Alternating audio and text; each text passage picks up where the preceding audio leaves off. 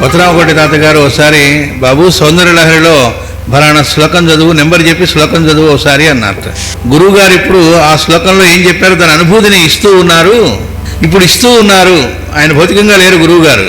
గురువుగారు ఇచ్చేవారట, అందులో ఇస్తూ ఉన్నారు అన్నారు. అంటే ఏ శాస్త్రాల్లో ఏముందో అందులో ఏమి ఇచ్చారనేటువంటిది మొత్తం కూడా డైరెక్ట్ ఎక్స్పీరియన్స్. అంటే ఎంత సాధన చేస్తే ఎప్పటికొచ్చినది అది గురువు అలా ఇచ్చేస్తున్నట్ట.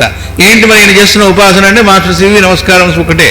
ఆయన ఒకటే చేయమన్నారు, ఒకటే చేశాడు ఆయన లైఫ్ అంతా. రామకోటి గారు ఎవరు మాస్టర్ సివి నమస్కారం. కాబట్టి ఆయన ఉచ్ఛ్వాస నిశ్వాసలు చేస్తున్నా అందులోంచి మాకు ఓంకారం వినపడింది. ఆయన పక్కన కూర్చుంటే ఆయన నిద్రపోతున్నట్టుగా ఉన్నప్పుడు కూడా ఆ ఉచ్ఛ్వాస నిశ్వాసంలో కూడా ఓం అని వినపడేది.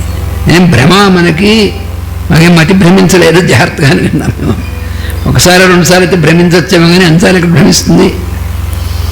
అంటే దాంతో ఏకత్వం చెందినటువంటి వాళ్ళు ఎలా ఉంటారు, మళ్ళాగే మనకు కనిపిస్తూ ఉంటారు.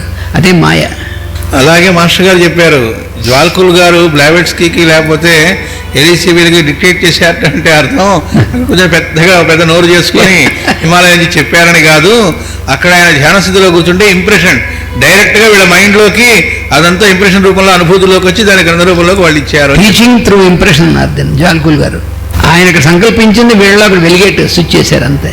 ది సైన్స్ ఆఫ్ ఇంప్రెషన్ ఒక చాప్టర్ కూడా ఇచ్చారట ఆయన ఒక గ్రంథంలో దాని గురించి.